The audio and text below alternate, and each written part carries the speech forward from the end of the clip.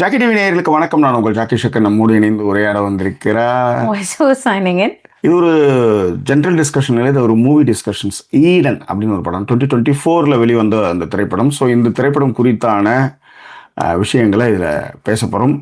அதற்கு முன்பாக இந்த தளத்தை இதுவரை சப்ஸ்கிரைப் பண்ணாதவங்க சப்ஸ்கிரைப் பண்ணுங்கள், லைக் கமெண்ட் ஷேர்ஸ் பண்ணுங்கள். ஸோ விரிவான பார்வைக்கு ஸ்ட்ரெயிட் ஆன் திஸ்.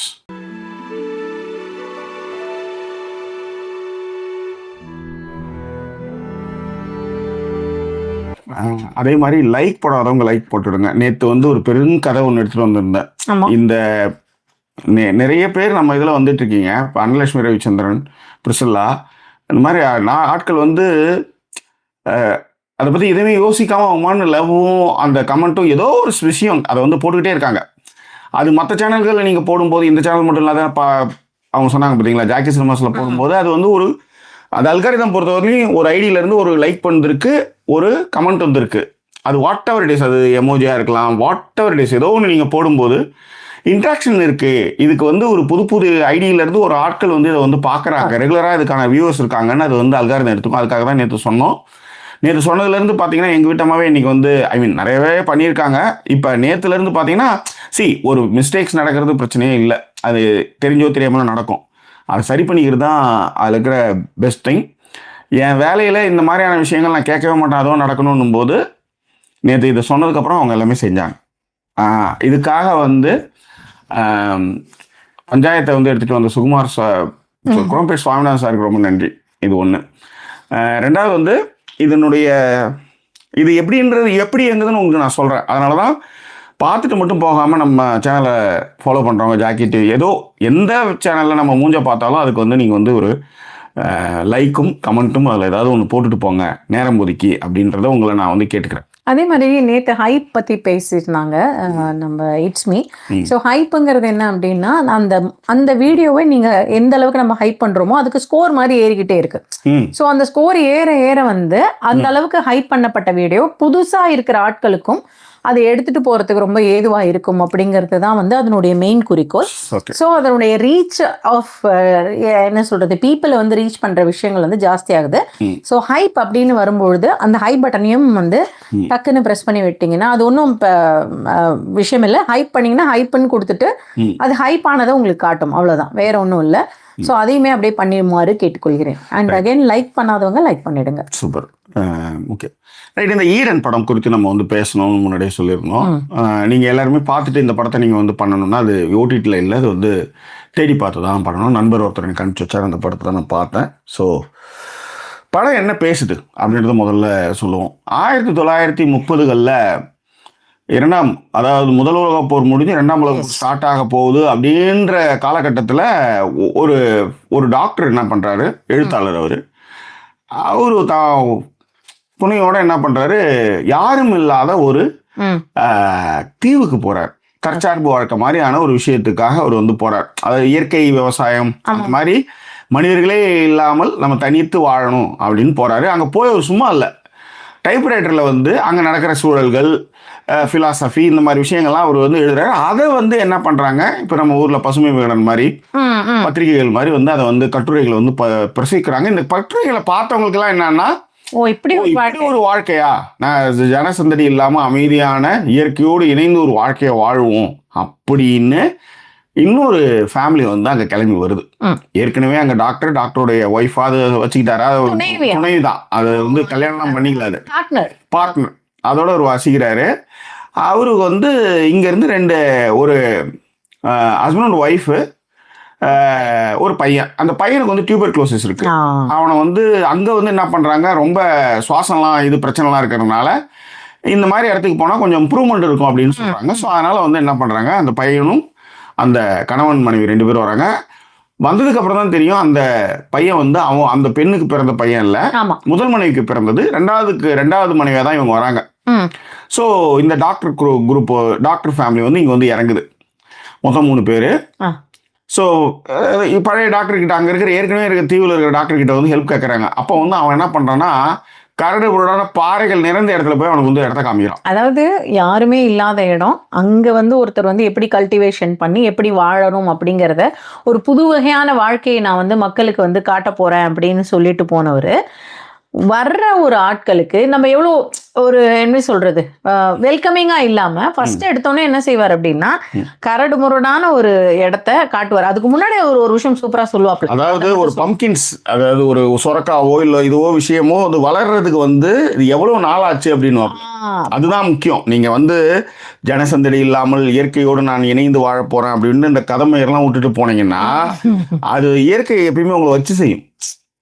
அதனாலதான் பெரியவங்க என்ன சொன்னாங்கன்னா, கூடி வாழ்ந்தால் கோடி நன்மை, மனிதன் ஒரு சமூக விலங்கு, இதெல்லாம் சொன்னது காரணம் என்னன்னா 100 பேர்ல வந்து 75 பேர் கெட்டவனா இருந்தா 25 பேர் நல்லவனா இருக்கிறனாலதான் இந்த உலகம் தழைத்து இன்னமும் போயிட்டு இருக்கு.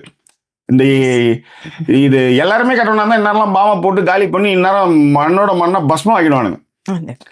ஸோ அதை தான் அந்த திரைப்படம் வந்து சொல்லுது. அதில் என்ன அப்படின்னா, இவன் போய் அந்த கரடு முரடான இடத்த காமிப்பான். இப்போ நம்மளாம் என்ன பண்ணுவோம், தனித்த தீவு யாருமே இல்லை, அப்போ நீ என்ன பண்ணுவோம், பக்கத்திலே ஒரு இடம் போட்டுக்கோ, உனக்கு எனக்கு கொஞ்சம் ஒத்தாசையாக இருக்கும், நான் உனக்கு ஒரு ஃபுட்டு விளை வச்சு கொடுக்குறேன், நீ எனக்கு ஒரு ஃபுட்டு வச்சு இப்படி தான் பண்ணுவோம்.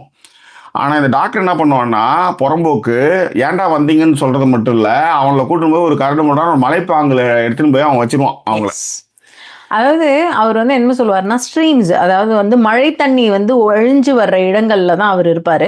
உங்களுக்கு ஒரு நல்ல ஸ்ட்ரீம் வர்ற இடத்த காட்டுன்னு சொல்லிட்டு சொட்டிக்கிட்டு இருக்கும் தண்ணி, அந்த மாதிரி ஒரு இடத்துல வந்து அவங்களுக்கு வந்து இடத்த காமிப்பாங்க. இதன் பிறகு வந்து அந்த இடத்துல ஒரு பணக்கார பெண்மணி, அவங்க வந்து அந்த இடத்துல ஹோட்டல் கட்டணுன்ட்டு அவங்களுடைய 2 அசிஸ்டன்ஸோட வருவாங்க. அவங்க வந்து பயங்கரமான ஆளு. ஸோ இந்த குழு தான் வந்து அந்த இடத்துல வியாபிச்சிருக்கு. இவங்களுக்குள்ள நடக்கிற விஷயங்கள் அதுதான் வந்து இந்த திரைப்படத்துடைய கதைன்னு வச்சுக்கோங்களேன். மனிதன் மகத்தான சல்லிப்பயல் ஜி நாகராஜன் அவர்கள் சொல்லியிருப்பாரு. அந்த மாதிரி இதே மனிதர்கள் வந்து மகத்தான சல்லிப்பயலும் இருக்கும்பொழுது அங்கேயும் நல்லவர்கள் இருக்கிறாங்க அப்படின்றத இந்த சல்லிப்பயல்னா ஊருக்கு யோகியமயிர் பேசுற எழுத்தாளன் எவ்வளவு கேவலமா இருப்பான் அப்படின்றதுக்கு ஒரு உதாரணமா சொல்லுவோம். நிறைய பேர் நீங்க பாத்தீங்கன்னா, நான் நிறைய பேரை போய் சந்திக்க போனேன், அதாவது சுஜாதா பாலகுமாரன் நான் பாக்குறதுக்கு வந்து துடிச்சேன் அப்படின்வான். போயிட்டு வந்ததுக்கு அப்புறம் பார்த்தா தெரியும் அவங்க வந்து சரியாவே வந்து இது பண்ணிருக்க மாட்டாங்க. நிழலுக்கும் நிஜத்துக்குமான உண்மைதான் அங்க. ஸோ அதனாலதான் பெரியார் என்ன சொன்னார்னா, நீ வந்து நானே சொன்னாலும் ஓ புத்திக்கு ஓ மைண்டுக்கு என்ன சரியா இருக்கோ அதை நீ செய்யுன்னு சொன்னார். அதனால இவங்க எல்லாம் வந்து அந்த டாக்டர் அவர் எழுதியிருக்காரு, அவர் ரொம்ப நல்லவர் அப்படின்ற ஒரு பிம்பங்களோட போய் அந்த தீவுல இறங்கினவங்களுக்கு அது ஒரு பெரிய இதுவா இருக்கும். இது ஒண்ணு. இந்த டாக்டர் எழுதுறதை விட இப்போ அந்த பத்திரிகை இயல்பாகவே ஒரு விஷயங்களை வந்து ரொம்ப ரொமான்டிசைஸ் பண்ணி சொல்லுவாங்கல்ல, அங்கதான் நான் அதுதான் நான் இப்ப இருக்கிற இந்த வாட்ஸ்அப்போட ஒப்பிடுறேன். ரொம்ப ஈஸி, அங்க வந்து பாரடைஸ் மாதிரியான ஒரு வாழ்க்கையை அவங்களும் வாழறாங்க. அவங்க வந்து போட்டிருக்கிற ட்ரெஸ்ஸே பாத்தீங்கன்னா ஒரு இது மாதிரி ஒரு ஷார்ட்ஸ் அண்ட் ஷர்ட்ஸ் போட்டு பட்டர்ஃப்ளை நெட்ஸ் வச்சுக்கிட்டு அவங்க வந்து இருக்காங்க, ரொம்ப ஹாப்பியா வந்து அந்த லைஃப் அவங்க நீடிச்சுக்கிட்டு இருக்காங்க, வாழ்ந்துகிட்டு இருக்காங்க அப்படிங்கிற மாதிரியான பில்டப்புகளும் அந்த பேப்பர்கள்ல இருக்கும்னு வச்சுக்கோங்களேன். ஆக்சுவலி இன்னைக்காவது உங்களுக்கு வந்து வாட்ஸ்அப் இருக்கு, ஏஐ இருக்கு, ஒரு தகவலை சரி பார்த்துக்கலாம். ஆனா 1930களில் யோசிச்சு பாருங்க, பத்திரிகை கிடைக்கிறதே பெரிய விஷயமான ஒரு விஷயம். அதுல வந்து எழுதுறது எல்லாமே அன்னைக்கு நம்பிக்கை, அந்த பத்திரிகையுடைய விற்பனை இதெல்லாம் வச்சுதான். அப்ப வந்து மானே தேனே பொன்மானே ஆட்டுப்புழுக்கையை வித்து 50 கோடி சம்பாதித்தவர், ஐஏஎஸ் பதவியை விட்டுட்டு பசுமை வாடன் வந்து அந்த மாதிரி விஷயங்கள் தான் பண்ணிச்சு. பண்ணி இருக்கிறவங்க அத்தனை பேரும் வந்து விவசாயத்துக்கு திருப்பி விட்டாங்க. படிச்சுட்டு அவனும் வந்து, அதாவது அப்பங்காரெல்லாம் வந்து படிப்பே, அதாவது ஒரு காலகட்டத்துக்கு வந்து படிப்பே இல்லை எவனுக்கும். மனு தர்மன்னு சொல்லி ஜாதி வாரியா பிரிச்சு பிறப்பின் அடிப்படையில் அவனுக்கு படிப்பே கொடுக்காம வச்சிருந்தாங்க. இங்கிலீஷ்காரன் வந்து தான் படிப்பை கொடுத்தான். அவன் வந்து நான் பட்ட கஷ்டம் என் புள்ள பட வேணான்னு சொல்லி அவன் என்ன பண்ணுறான், அவனை மேற்படிப்பு படிக்க வச்சு ஐடிஐ எல்லாம் போய் பண்ணான். திரும்பவும் இவனுக்கு இந்த மாதிரியான ப்ரொபகண்டா பண்ணி திரும்பவும் இவனில் வந்து ரீசெண்டாக ஒரு ஒரு இது படித்தேன். ஜேம்ஸ் வசந்தர் வந்து அது வந்து ஷேர் பண்ணியிருந்தாரு. அவன் வந்து ஃபஸ்ட்டு வந்து ஐடி படிச்சிட்டான், ஐடி வேலையில் இருந்தான். இருந்துட்டு வேலையை ரிசைன் பண்ணிட்டு நான் விவசாயம் பண்ணுறேன்னு போய் கிளம்பி போய் விவசாயத்தில் வருமானம் வரலன்னதுமே, என்ன இப்போ எனக்கு யாராவது வேலை இருந்தால் சொல்லுங்க, எந்த வேலையாக இருந்தாலும் பரவாயில்லன்றான். இதுதான் வந்து நிதர்சனமான உண்மை கசக்கும். இது ரீசெண்ட் இல்லை, கொஞ்ச நாள் முன்னாடி ஒரு நியானால கூட ஒருத்தர் வந்து நான் பயங்கரமா சம்பாதிச்சிட்டேன் ஒரு, அதுவும் வந்து இன்னொரு ஒரு மித்து, அது கூடவே இருக்கிற இன்னொரு ஒரு மித்து வந்து ஆர்கானிக்கா நான் வந்து வளர்த்து பயங்கரமா நான் வந்து அதுல வந்து பயங்கரமான ஒரு ப்ராஃபிட் ஏர்ன் பண்ணிட்டேன் அப்படின்லாம் சொல்லும் பொழுதுதான் வந்து நமக்கு அவரே வந்து திருப்பி நீங்க இந்த மாதிரிலாம் சொன்னீங்களே நியானால, உங்களை நம்பி நான் போனேன் அப்படிங்கிற மாதிரி கேட்கும்போது தான் சொன்னார், இல்ல அதுல நிறைய கஷ்டங்கள் இருக்கு, அதுல உழைக்கிறது வந்து ரொம்ப வந்து நிறைய விஷயங்கள் இருக்கு, லேபர் கிடைக்கல அப்படி இப்படின்னு. அதுக்கப்புறம் ஆமா, அதுல என்ன விஷயம்னா இவங்க எல்லாருமே வந்து நல்லா சம்பாதிச்சு சொத்தை சேர்த்து வச்சுட்டதுக்கு அப்புறம் வந்து பணம் வந்து ஒரு பெரிய விஷயமாயிரே இல்லைன்ற மாதிரி பேசுற ஆளுங்க இவங்க. நல்லா பேங்க் அக்கௌண்ட்டை வந்து நல்லா ஃபில்ஃபில் பண்ணிக்கிட்டு ஒரு 20-30 பேரை வச்சுட்டு இப்போ விவசாயம் பண்றது, விவசாயம் ஈஸியா பண்ணலாம். ஆனா ஒன்றும் கிடையாதுங்க. ஏன் நான் இந்த மாதிரியான விஷயங்கள்லாம் நான் பண்ணியிருக்கேன்றதுனால அதனுடைய கஷ்ட நஷ்டம் என்னன்னு தெரியும்.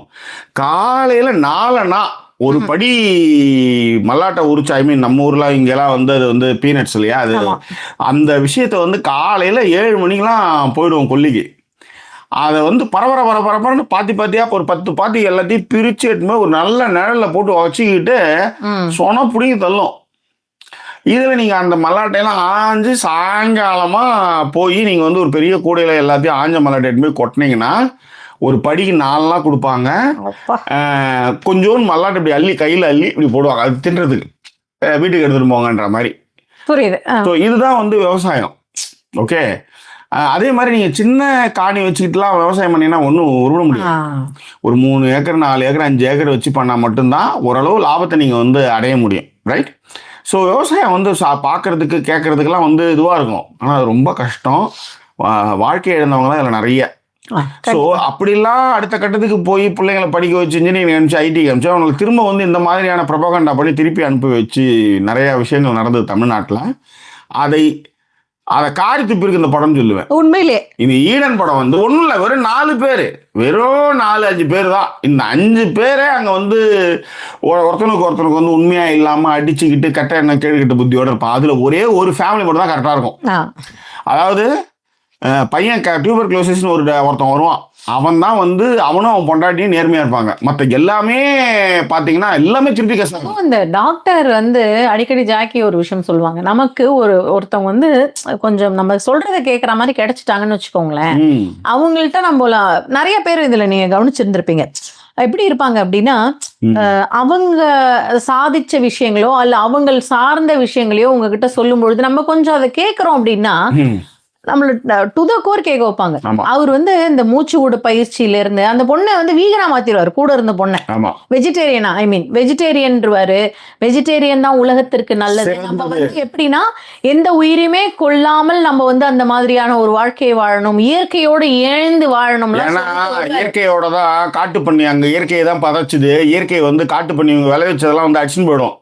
சோறு தின்றதுக்கு ஒரு மயிர் இருக்காது. அப்ப டாக்டர் என்ன பண்ணுவோம், ஒரு பெரிய காட்டு எருமை அடிச்சிருப்பான். அந்த இன்னொரு ஆள் அவன் டாக்டர் கிடையாது, இன்னொரு ஆளு, அவன் தான் திரும்ப அவன் ஒய்ஃபோட வந்திருப்பான், ஒய்ஃப் பையனோட. அவன் வந்து ஒரு காட்டு எருமை அடிச்சு மாமிசத்தை வந்து பதப்படுத்துவான். அவன்கிட்ட வந்து மாட்டு தலையை வாங்கிட்டு போவான். அதேதான் போயிட்டு சுத்திட்டு இருக்கோம். அப்ப அந்த பொண்ணுக்கு ஒண்ணுமே புரியாது. அதாவது இவரை நம்பி பெயின் இஸ் நம்மளோட பெயினை நம்ம தான் பேர் பண்ணணும்ட்டு பல்ல புடுங்குவார் அவர். அதாவது சொத்தையான பல்ல இடுக்கிய வச்சு புடுங்கிறது, இந்த மாதிரியான விஷயங்கள்லாம் அந்த பொண்ணுக்கு அவர் பண்ணிருப்பாரு. அந்த பொண்ணால அதை தாங்க முடியாது. என்னடா நீ எழுதல பெரிய மயிர் மாதிரிலாம் எழுதுன போய் இன்னும் அவங்ககிட்ட வந்து மாட்டு தலையை வாங்கிட்டு வந்து தின்றதுக்கு வர, நீ பெரிய வெஜிடேரியன் சிறந்ததுன்னு சொன்ன, மயிரை புடுங்குற மாதிரி அது கேட்கும். அந்த பொண்ணு கேட்கும், அதையும் ஆசை முடக்கும். அதுக்கு அதுதான் சர்வைவல் ஆஃப் தி ஃபிட்டஸ்ட்னு மாத்துவான். டயாமோலோ இதெல்லாம் அந்த இலக்கியம் அந்த எழுத்துன்றவெல்லாம் எவ்வளவு பெரிய ஜில்தட்டுன்றது அதுல நல்லா புரியும்னு வச்சுக்காங்களேன். இயற்கை அப்படின்றது கொடூரமானது. இப்ப உத்தரகாண்ட்ல இப்ப மழை பெஞ்சுது, அடிச்சு எல்லாத்தையும் தள்ளின்னு போய் மண்ணோட மண்ணாக்கிடுச்சு. இது இயற்கை தான், இயற்கை தானே அது. இதோ வயநாட்டுல பெரிய அளவுல நிலச்சரிவு வந்தது, இயற்கை தான். எரிமலை வெடிச்சது, இயற்கை தான். சுனாமி வந்தா ஏன் பயப்படுறீங்க? நீங்க என்னைக்கு ஒரு ஆற்றினின் குறுக்கே அணை கட்டி அந்த அணையை பாசனத்துக்கு திருப்புறீங்களோ அப்பயே நீங்க அது இயற்கைக்கு மாறா இருக்கீங்க. இயற்கைன்றது என்ன? நீங்க வந்து பழம் அங்கங்க விளைஞ்சிருக்கும், நீங்க பழத்தை சாப்பிடணும், இவ்வளவுதான். இயற்கை உங்களுக்கு அதான் கொடுத்தது. அப்போ உங்களுக்கு மக்கள் தொகை அதிகமாக தேவை அதிகமாக இருக்குது. அப்போ உங்களால் வந்து வேட்டைக்கு வந்து காடாறு காடு மலைலாம் தேடி போய் உங்களால் ஒரு நிம்மதியான ஒரு வாழ்க்கை உங்களால் வாழ முடியல. அப்போ ஒரு புளியை ஒரு மானை தெரித்திட்டு போனால், ஒரு ஆட்டை தெரித்திட்டு போனால் எங்கெங்கேயோ போக வேண்டியதாக இருக்குது. திரும்ப குகைக்கு வர்றதுக்கு வழி தெரிய மாட்டுது. ஃபுட்டு வந்து இல்லைன்னா பிள்ளைங்கள்லாம் வந்து பசியில் படாத பாடுபடுது. அப்போ என்ன பண்ணுற, ஒரு ஆற்றுக்கு நடுவில் வந்து ஆற்றுல இருக்கிற தண்ணியை ஒரு இடத்துல வந்து வளைச்சி என்ன அந்த இடத்துல வந்து ஒரு விவசாயத்தை நீ பண்ற. ஓகே, அப்ப அந்த இடத்துல வந்து செழிப்பா இருக்கும்போது இன்னொருத்தவன் என்ன பண்றான், இது நல்லா இருக்கே, பழம் விளைவிச்சு நல்லா நெல் சோளம்லாம் விளைவிச்சு இங்க வைக்கிறாங்கன்னா அங்க வந்து சண்டை வருது. அப்ப இந்த நிலத்துக்காகவும் இடத்துக்காகவும் தான் முதல்ல சண்டை வர ஆரம்பிக்குது. ஆக இயற்கைக்கு எதிராக நீங்கள் வந்து உங்க தேவைக்காக நீங்க செய்யறீங்க இல்லையா, அது இயற்கை கிடையாது. உங்க தேவைக்காக இயற்கையை வளர்க்குறீங்க. இந்த இன்னொரு ஒரு விஷயம் இருக்கு ஜாக்கி, இந்த இயற்கைங்கிற பேர்ல வந்து என்னன்னா, இது அதாவது இயற்கை பீயிங் வித் நேச்சர், அதெல்லாம் வந்து என்னன்னா, இப்ப நான் வந்து 4 செடி வளர்த்துக்கிறேன் வீட்டுல, அதுல வந்து ஃப்ரெஷ் ஏர் எனக்கு கிடைக்குது. ஃப்ரெஷ் ஏருங்கிறது வேற, இயற்கையோட நான் ஏந்து வாழ்வேன். இப்ப உதாரணத்துக்கு என்னன்னா, டமால் இந்த இயற்கையோட ஏந்து வாழ்வன் போது இதெல்லாம் நம்ம நிறைய பேசியிருக்கோம். அது எல்லாமே பாத்தீங்கன்னா பெண்களுக்கான வேலையா தான் இருக்கும். இப்ப உதாரணத்துக்கு இங்கேயே இயற்கையோட ஏந்து வாழ்வாங்க. இவருக்கு கல்யாணம் ஆயிட்டு இவர் ஃபர்ஸ்ட் ஒய்ஃபோட பையனுக்கு டியூபர் குளோசிஸ் நல்ல காத்து வேணும்னு அவர் இங்க கூட்டு வந்துருவார். ஓகேங்களா? ஆனா அடுத்த ஒய்ஃப் புள்ள பெத்துக்கும் போது அந்த மாதிரி தான் கஷ்டப்படும். 10 நாய் சுத்தி நிக்கும். அப்ப யாரு கஷ்டப்படுறதுங்க? உன்னை விட அதிகமா கஷ்டப்படுறது, பாதிக்கப்பட போறது அந்த பொண்ணு. அந்த இடத்துல ஏதோ ஒரு விஷயம், அந்த இன்னொரு டாக்டர் இருந்தாருங்கிறதுனால சில விஷயங்கள் அந்த அம்மாவுக்கு நடக்கும்னு வச்சுக்கோங்களேன். அப்படி நடக்கலன்னா அங்க யாரு? அவ்வளவுதான். அதாவது இப்பொழுது நீங்கள் சுகமான ஒரு வாழ்க்கையை வாழ்ந்து கொண்டிருக்கீங்க. 3 வேளை சோறு கிடைக்குது, மிதமிஞ்சி உணவை வீணாக்குறீங்க. இப்போ ஒரு துணி மட்டுமே யூஸ் பண்ண இடத்துல வந்து இன்னைக்கு வந்து பெண்கள் வந்து நாப்கின் யூஸ் பண்றாங்க. அதன் மூலமாக வந்து யூட்ரஸுக்கும் சரி, பேர் என்ன, வெஜைனால இருக்கக்கூடிய இன்ஃபெக்ஷன்ஸ், அதாவது என்ன சொல்றது, சிறுநீரில் வந்து இன்ஃபெக்ஷன்ஸ் வர்றதெல்லாம் குறைஞ்சிருக்கு. ஒரு மருந்துக்கு வந்து ஒரு வலியை பொறுத்துக்கிறதுக்கு ஆன்டிபயோட்டிக் இருக்கு. உங்களுக்கு வந்து ஒரு ஆப்ரேஷனை வந்து உனக்கு வந்து இதெல்லாம் கொடுத்து உங்களுக்கு பண்றாங்க. அன்னைக்கெல்லாம் யோசிச்சு பாருங்க, அனஸ்தீசியா கொடுத்து பண்றாங்க. அன்னைக்கெல்லாம் வந்து நீங்க கண்ணோட முழிச்சிட்டு இருக்கும் போதே உங்களை வந்து காலை வந்து சரி பண்றதுல இருந்து, கையை சரி பண்றதுல இருந்து, கட்டு போடுறதுல இருந்து எல்லாமே அப்படிதான் பண்ணிருக்காங்க. இன்னைக்கு நீங்க வந்து பார்க்கும்போது அது தெரியும். சில சீன் நீங்க பாத்தீங்கன்னு வச்சுக்கோங்களேன், இயற்கைனா இப்படிதான் இருந்திருப்பாங்க அப்படிங்கறது அப்பதான் தெரியும். அது ஆமா, ஒண்ணா எவால்வ் ஆகி கண்டுபிடிச்சு நீங்க சொபிஸ்டிகேட்டடான ஒரு வாழ்க்கையை வாழ்ந்துட்டு இருக்கும்போது திரும்பவும் நீங்க வந்து அந்த மாதிரியான ஒரு வாழ்க்கையை தான் வாழ்வோம்னு போனீங்கன்னா அது மிக கொடூரத்தை விளைவிக்கும், கொடூரமா இருக்கும்ன்றத 1930 உண்மை கதை. அதேதான். அதுல இன்னொரு விஷயமும் சொல்லிக்கிறேன். இந்த வாழ்க்கைக்கு யாரு போக வைப்பாங்க அப்படிங்கறதையும் நீங்க நல்லா யோசிச்சுக்கோங்க. நல்லா கவனிச்சு பாத்தீங்கன்னா, ஒரு ஒரு ஒரு ஒரு ஒரு சர்டன் பீப்புள் வந்து வளர்ந்து அவங்க வந்து ஏற்கனவே கார்ல போக ஆரம்பிச்சிட்டாங்க. கார்ல எல்லாரும் போக ஆரம்பிக்கும் பொழுது இப்ப கேள்வி என்னன்னா, கார் ஏன், சைக்கிள் தான் வந்து பெஸ்ட், உடலுக்கு நல்லதுன்ற மாதிரி வரும். நீங்க நல்லா கவனிச்சு பாருங்க. அப்ப நீலாம் கார்ல போயிட்டு இருக்கும்பொழுது உனக்கு உடம்புக்கு நல்லதுக்கு இல்லையா அது அப்படின்ற கேள்வி நம்ம கேட்க போறது இல்லை. இதுதான் அந்த படம் ரொம்ப அழகா சொல்லும். அதுல அந்த டாக்டர் அழகா சொல்லுவாரு அந்த லேடி கிட்ட, யாரு இவங்க, எனக்கு இவங்களை பார்த்தாலே பிடிக்கலன்னு அந்த அம்மா, அந்த டாக்டர் கூட இருக்காங்க இல்லையா, அவங்களோட பார்ட்னர் சொல்லும் பொழுது அவர் சொல்லுவாரு, அதனாலதான் பாரு நான் அவங்கள வந்து நம்ம கிட்டே வச்சிருக்கேன், அங்க போய் தனியா இருக்கட்டும், கஷ்டப்பட்டோம் அப்பதான் தெரியும். அவன் கடைசியில வந்து நல்லா சூப்பரா வந்து அவன் என்ன ஐடியா பண்ணுவான்னா, சுனையில வந்து மழை நீர் சொட்டும், அந்த இடத்துல விடுவான். அவன் என்ன பண்ணுவான்னா அதுக்கு பக்கத்துல ஒரு பெரிய கிணறு வெட்டுவான். அது இந்த கிணறு தண்ணி கிடைக்காது. ஆனா இந்த சுனையிலிருந்து சொட்டுற தண்ணிய அப்படியே சிந்தாம செதறாம எடுத்து அந்த கிணத்துல விடுவான். அதேதான். அப்ப அந்த கிணத்துல விடும்போது உங்களுக்கு எந்நேரமும் உங்களுக்கு தண்ணி அங்க இருந்துகிட்டே இருக்கும். அதேதான். அதை வச்சு அவன் என்ன பண்ணுவான், வாழ வைப்பான், வீடு கட்டுவான், ஃபர்ஸ்ட் கிளாஸா வருவான். இவன் வந்து மிரண்டு போயிடுவான். டே உன்னை கூட்டு நீ கஷ்டப்பட்டு என்கிட்ட வந்து காலை நக்கோன்னு பார்த்தா நான் உன் காலனைக்கு மாட்டு தலை வாங்கி போய் சாப்பிட்ற மாதிரி ஆகி போச்சுன்ற மாதிரி இருக்கும். அதுல வந்து என்னன்னா அந்த பொண்ணை வந்து குழந்தை பெத்துக்க வைக்கிறதுக்கான விஷயமா அதை மலடின்னு சொல்லுவான். சுயநலத்தினுடைய உச்சமாவே இருப்பான் அவன். அதேதான். அதுல அவன் எல்லாம் பண்ணிட்டு அவன் என்ன செய்வான்னா, இப்படிதான் இருக்கணும், பீப்புள்லாம் இப்படிதான் இருக்கணுங்கிற மாதிரியான ஒரு விஷயம் பேசுவான். ஆனா அது மாதிரி அவன் அப்படின்னு எல்லாத்தையுமே அந்த மாதிரியான விஷயங்கள். அதான் நீங்க அவன் பேசும்போது பார்க்கும்பொழுது நீங்க கவனிச்சு பாத்தீங்கன்னா ஆமா இல்ல கரெக்ட் தானே. சைல்டு பர்த் எதுக்கு அந்த பொண்ணு சொல்லும், எங்களுக்கு இங்க நாங்க வந்திருக்கோம் ஹாப்பி ஃபேமிலியா நாங்க இருக்கணும். ஃபேமிலினா அப்படின்னா எல்லாமே வந்து என்னது உருவாக்கப்பட்டது அதெல்லாம். இதெல்லாம் வந்து இந்த மாதிரி ஓலா விட்டுட்டு இவர் வந்து என்னன்னா குழந்தை பத்து வைக்கிறதுக்கு ட்ரை பண்ணிட்டு இருப்பாரு இவரு. ஆமா, அதுகிட்ட அப்பப்ப மேட்டர் பண்ணுவாரு. அது தலையெழுத்தே அடல்ட் மூவிங்க இது. அது ரொம்ப முக்கியம். ஸோ அது நான் வந்து என் மாமியாரோட இருந்தேன். திடீர்னு பார்த்தா இப்படி ஒரு சீன் வந்து போச்சு. பெரிய சீன்லாம் ஒன்றும் கிடையாது, பட் இருந்தாலும் அது குழந்தைங்களோட பார்க்க முடியாது. இந்த படத்திற்கான ட்ரைலர் உங்களுக்கு கொடுத்துருக்கேன் பாருங்க. ஓகே. ஸோ அப்போ அந்த படத்தை பார்க்கும்போது நிறைய பேர் இப்போ இங்கே இருக்கிறவங்க பிக் பாஸ் பார்த்துருப்பீங்க. இந்த பிக் பாஸ் பார்க்குற மாதிரியான ஒரு ஃபீல் இருந்தது எனக்கு.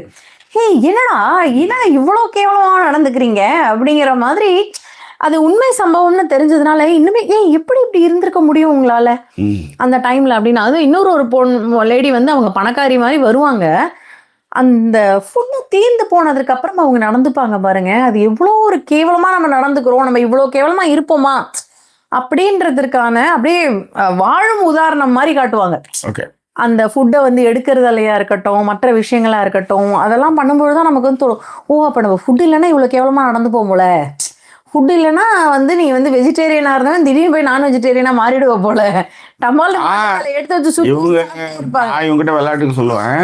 பொதுவாக நீங்கள் வெஜிடேரியன் சொல்லிட்டு இருக்கீங்க, திடீர்னு ஒரு பாம்பு போடுறான், சோறே இல்லை, டின்னுலையோ இல்லை ஒரு மாமிசம் பர்கர் தான் கிடைக்குது, சிக்கன் பர்கர் தான் எல்லாரும் கொடுக்குறோம். அப்ப நீங்க என்ன பண்ணுவீங்க? 7 நாள் சாப்பிடல என்ன பண்ணுவீங்க? மாறுவீங்கல்ல. அதுதான். அப்ப நீங்க மாறவே கூடாது.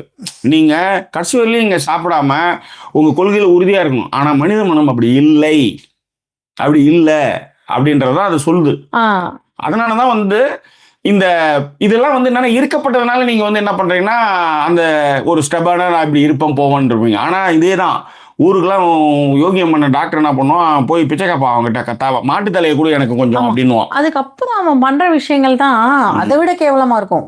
அதாவது எப்படின்னா வேற ஒருத்தர் வந்து இதை பிலிம் பண்றதுக்காக வருவார். நீங்க இவங்க 3 பேரும் தான் அந்த ஐலாண்ட்ல இருக்காங்கன்றது லண்டன் மாதிரியான ஊர்கள்ல எல்லாருக்குமே தெரியும். எப்படி தெரியும்னா ஒரு போஸ்ட் பாக்ஸ் மாதிரி ஒண்ணு வச்சிருப்பாங்க. எந்த ஷிப்பு வருதோ அந்த ஷிப்ல அந்த லெட்டர் கொடுத்து அனுப்புறது. ஆமா, அங்க வர்ற ஷிப்ல அந்த ஐலாண்டுக்கு கிட்ட வர்ற ஷிப்ல கை காட்டி அந்த லெட்டரை கொடுத்து அனுப்புறது. அதுக்கு பிறகு என்ன இவங்களுக்கு லெட்டர் வருதோ, ஏதாவது ஷிப்பு வந்தா இவங்களுக்கு கிடைக்கும். இதுதான் வந்து அவங்களுக்குள்ள இருக்கிற கம்யூனிகேஷன்ஸ். அதுல அந்த ஒரு படம் பிடிக்கிறதுக்காக ஒருத்தர் வருவார், எப்படி டாக்குமெண்ட் பண்றதுக்காக ஒருத்தர் வருவார். அவர் வரும்பொழுது இந்த டாக்டர் அப்படியே அழுவார், லிட்டலா கட்டி பிடிச்சி. நல்ல வேலை அவர் வந்து இவரை வந்து ஒரு மாதிரி கெத்தா பார்க்கறதுக்காக வருவார். நீ ஒரு வாழ்க்கையை வாழ்ந்துகிட்டு இருக்கேன்னு பொழுது அப்படியே உடஞ்சி போய் அழுது ஃபுட்டு கொண்டு வந்திருக்கியா, நீ தான் என் கடவுள் அப்படின்னு கட்டி பிடிச்சி ஃபுட் எடுத்து வச்சுக்குவாரு. அதுவும் திருடுவான். அதையும் வந்து அது ரேஷனா எல்லாரும் கொடுக்காம திருடுவான். இப்ப உதாரணத்துக்கு இன்னைக்கு வந்து பிரேமலதா விஜயகாந்த் அவங்க என்ன பண்ணாங்கன்னா ஒரு ஸ்டேட்மெண்ட் விட்டுருக்காங்க. என்ன ஸ்டேட்மெண்ட்னா SC STக்கான இடஒதுக்கீடெல்லாம் நிறுத்திடணும், என்ன சாதிவாரி கணக்கெடுப்பே நடத்தக்கூடாது இந்த ஊர்ல, நாம் கடவுளின் குழந்தைகள் அப்படின்னு ஒரு ஸ்டேட்மெண்ட் அவங்க விட்டுருக்காங்க. இந்த SC ST அப்படின்றது வந்து தாழ்த்தப்பட்ட ஒடுக்கப்பட்ட வகுப்பை சேர்ந்தவர்கள், பழங்குடியின மக்கள், இவங்களுக்கான இடஒதுக்கீடு இந்தியாவில் கல்வியின் பால், ஜாதியின் பால், இந்தியாவில் பிறப்பின் அடிப்படையில் ஒதுக்கப்பட்டவங்க எல்லாமே பல நூறு ஆண்டுகளாக வந்து பிறப்பின் அடிப்படையில் இப்போ கீழே இருக்காங்க. அவங்க மேலே வரணுன்றதுக்காக இந்த ஒதுக்கீடு வச்சிருக்காங்க. இப்போ இதில் என்ன முரண் பார்த்தீங்கன்னா, இவ்வளவு பேசுகிற பிரேமலதா என்ன செய்கிறாங்கன்னா அவங்க பிள்ளைக்கு வந்து ஜெயிச்சு கொடுக்கணுன்றாங்க. யாரை கொடுக்குறாங்க, யாருக்கிட்ட சொல்கிறாங்க, DMK வந்து விட்டு கொடுக்கணும்ல அப்படின்றாங்க. அப்போ இங்கே மட்டும் எதுக்கு, அதாவது ஊரில் இருக்கிறவங்களாம் எப்படி வேணாலும் போகலாம், என் பிள்ளை ஜெயிக்கணும்னா DMK விட்டு கொடுக்கணுமா, எதுக்கு விட்டு கொடுக்கணும்? அப்போ இது இடஒதுக்கீடு இல்லையா? இது யோசிச்சு பாருங்க, உங்க ஐடியாலஜி என்ன? இப்போ நீங்க வந்து ரெட் ஜெயண்ட் வந்து இவர் ஆரம்பிக்கிறார், உதயநிதி. அவர் அதுக்கப்புறம் வந்து விளையாட்டுத்துறை அமைச்சராக மாறுறார். இப்போ அந்த ரெட் ஜெயண்ட்டை பார்த்துக்கிறது ஒரு ஆள் வேணும். பையனை வந்து இன்பநிதியை அதில் எட்டு வர்றார். ஓகே, இதை ஊரில் இருக்கிற எல்லாம் தான் செய்வான். கோயில் குருக்கள் அவங்க அடுத்தது அவங்களுடைய பையனை கொடுப்பாங்க. அதே மாதிரி ஒரு பெரிய நிறுவனம் எல்லாமே அப்படிதான். அம்பானி எப்படி கொடுத்தானோ அந்த மாதிரி தான் எல்லாமே. ஸோ இந்த மாதிரியான விஷயங்கள் ரைட். அப்படி இருக்கும்பொழுது தமிழிசை என்ன சொல்றாங்கன்னா, உதயநிதி வந்து எப்படி வந்து இன்ப நீதி கொடுக்கலாம், யாருக்கு சொத்து யாரை கொடுக்கறதுன்றது அவங்க முடிவு பண்ற விஷயம். இன்னைக்கும் கலைஞர் குடும்பம் மட்டுமே அதை வந்து எடுத்து வர்றதுனால தான் இன்னமும் அந்த கட்சி உடையாம கட்டுக்கோப்பா இருக்கு. இல்லைன்னா அதிமுக மாதிரி நிறைய சிதறி போயிருக்கும். ஓகேவா? அதனாலதான் கூட இருக்கிற பெருந்தலைவர்கள் எல்லாமே கலைஞர் குடும்பம்ன்றதுனால நீங்க தலைமை பொறுப்புல இருக்க, எங்களுக்கு இந்த மாதிரி விலைகள்லாம் கொடுங்கன்ற மாதிரி பண்ணிட்டு இருக்காங்க. இது பேசிக். ஆக்சுவலி அவங்க வந்து என்னன்னா இது வாரிசு அரசியல்ன்றாங்க. நீங்க யாருமா? தமிழிசை சவுந்தரராஜன் யாரு? குமரி ஆனந்தனுடைய பொண்ணு. இதுக்கு மார்க் கம்மியாகி டாக்டர் சீட் வாங்கி கொடுத்தே கலைஞர். ஓகே. நீங்க இதெல்லாம் நீங்கள் வந்து வாரிசு முறையில் எல்லாத்தையும் பெற்றுக்கிட்டு ஊராமூட்டில் வந்து நீங்க வந்து எதிர்ப்பு தெரிவிச்சீங்கன்னா என்ன வகையான நியாயம்னு கேட்குறேன். இதை தான் இந்த படம் வந்து உடச்சி சொல்லுது. ஆக்சுவலி நீங்க நம்ப மாட்டீங்க, அன்பிலீவபிள்.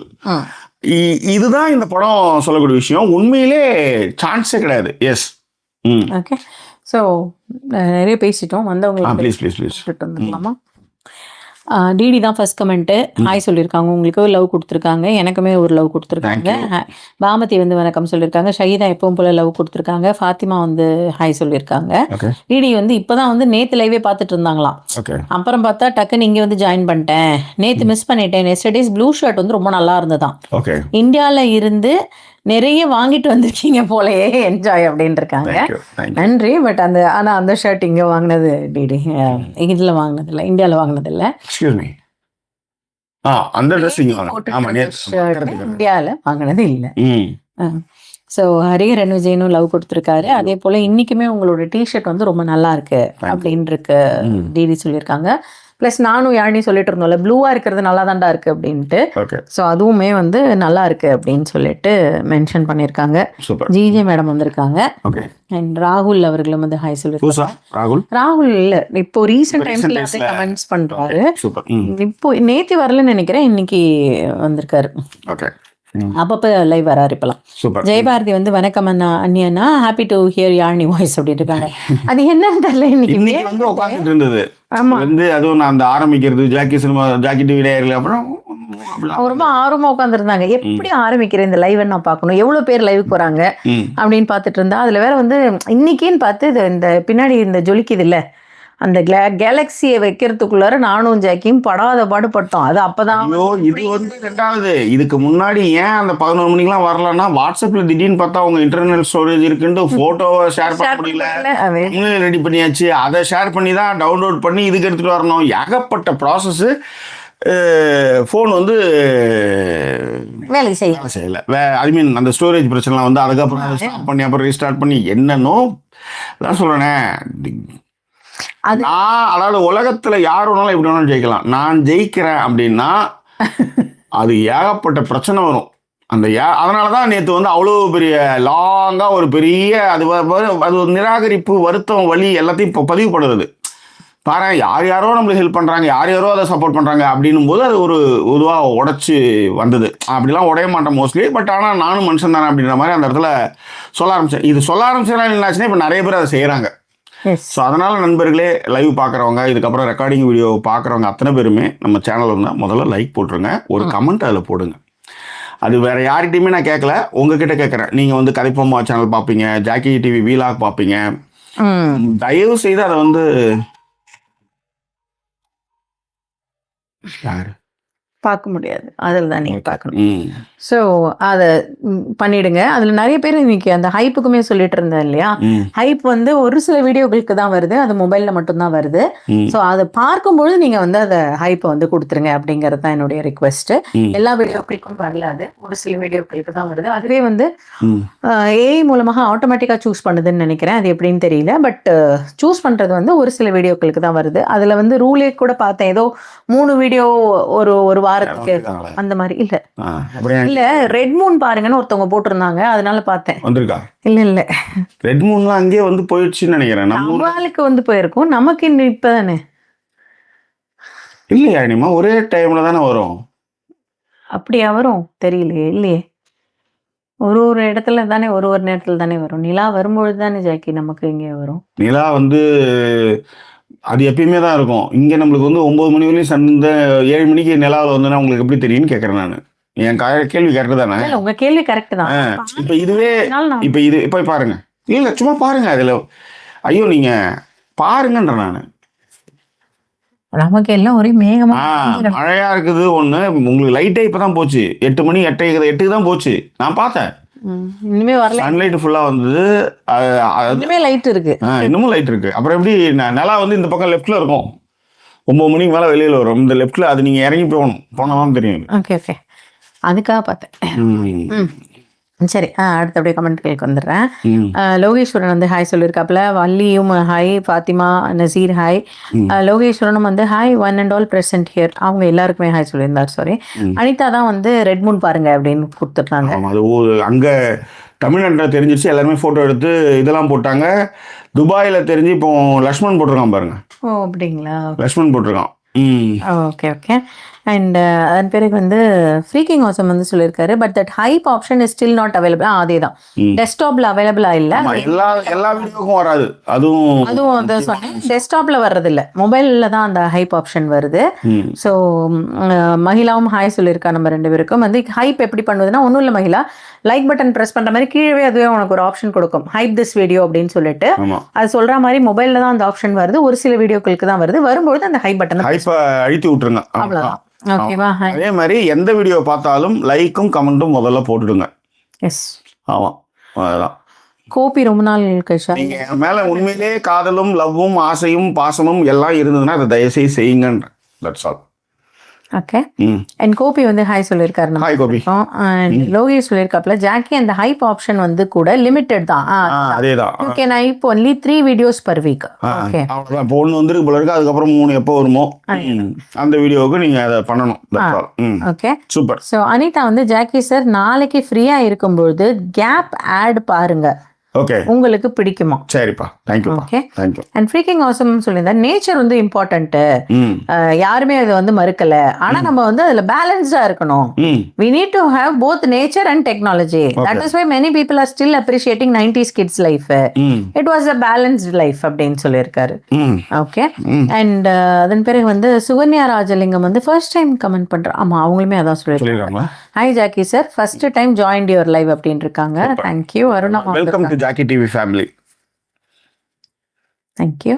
அண்ட் அருணாமா வந்திருக்காங்க. இலங்கேஷ் வந்திருக்காப்ல இன்னைக்கு. அவருமே இலங்கேஷ் எப்பவும் போல அவரோட லைக் நம்பர்ஸையும் லைக் எல்லாரும் பண்ணுங்க, லைக் ஹைப் அண்ட் சப்போர்ட் அப்படின்னு சொல்லியிருக்காரு. அண்ட் எய்டன் மூவியை பற்றின டிஸ்கஷன் வந்து சர்வைவல் ஆஃப் த ஃபிட்டஸ்ட் வந்து குடூஸ் ஜாக்கி அப்படின்றது. சரி, ஓகே. அண்ட் இலங்கேஷ் வந்து, உங்களுடைய வாட்ஸ்அப் எடிட் ஸ்டேட்டஸ் இருக்குல்ல, சிஎம் ஸ்டாலினோட இருந்தது ரொம்ப நல்லா இருக்கு.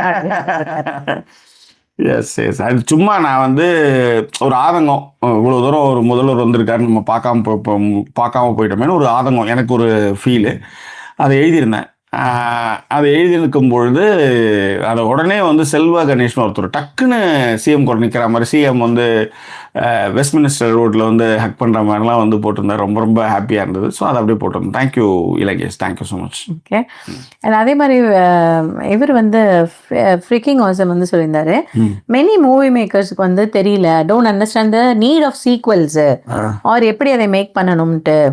Best movies with sequels I have seen so far is Harry Potter and Insidious அப்படின்னு இருக்காரு. உண்மை, அதில் ஹாரி பாட்டர் என்னுடைய ஃபேவரட்டும்.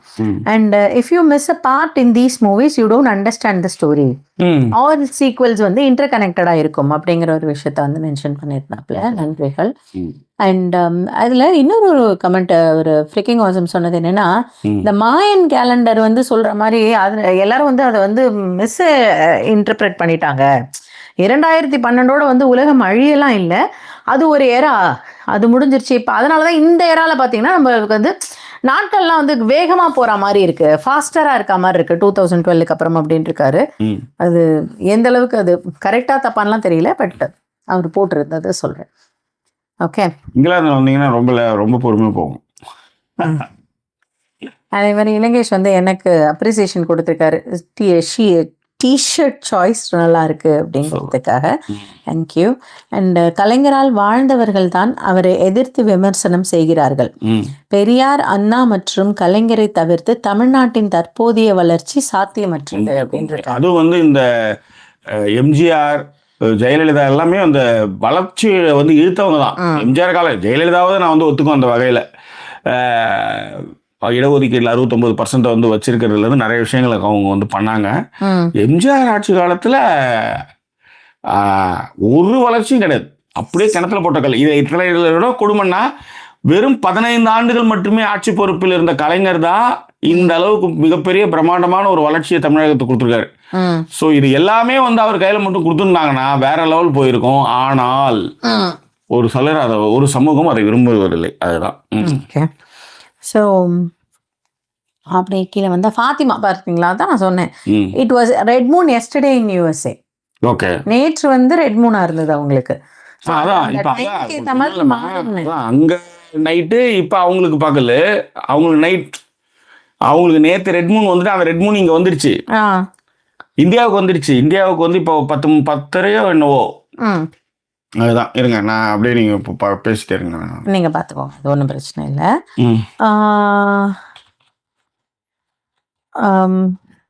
ஒரு நிமிஷம். காஃபி ஆழ்னி, எனக்கு காஃபி. உங்களுக்கு என்ன? டீ தான். அப்பாவுக்கு டீ. ஸோ நைட் 7:30க்கு 7:30 வருதுன்ற பாருங்க. Breads to night 7:30. இப்போ மணிண்ணா? மணி இங்க என்ன 8:30 பொறுத்து. 8:30 அவன் முடிஞ்சிச்சுன்னு அர்த்தம். அவ்வளோதான். தெரிஞ்சிருக்கு பாருங்க, அங்க போட்டு பாருங்க. நம்ம ஊர்ல தெரியறதுக்கு வாய்ப்பு இல்லை, எல்லாமே ஃபுல்லா மேகம், மழை மழை. அதனால அது சுத்தமா தெரியல. ஆனா நம்ம அந்த மாதிரி கரெக்ட் 1 ஹவருக்கு முன்னாடி இங்க முடிஞ்சிடுச்சு. 1 ஹவருக்கு முன்னாடினா அங்க நம்மளுக்கு முடிஞ்சு அது இங்க தெரிஞ்சிருக்கு. அங்க கூட இங்க 5 மணினா அங்க வந்து 8:30-9 மணியே நோ, அங்கேயே அங்க எல்லாமே தெரிஞ்சிச்சு. Right, super. Okay. And Fatima சொன்னது படிச்சிட்டேன். இனிமே தேங்க்யூ ஸோ மச் ஃபார் வாட்சிங் this episode. Like, comment, share பண்ண அத்தனை பேருக்கு எங்களுடைய நன்றியும் பேரும். இன்னும் வேறொரு எபிசோட் உங்களை நாங்கள் சந்திக்கிறோம். அதோட நன்றி கூறிய உங்கள் ஜாக்கி சேகர் மற்றும் வாய்ஸ் சைனிங் ஆஃப்.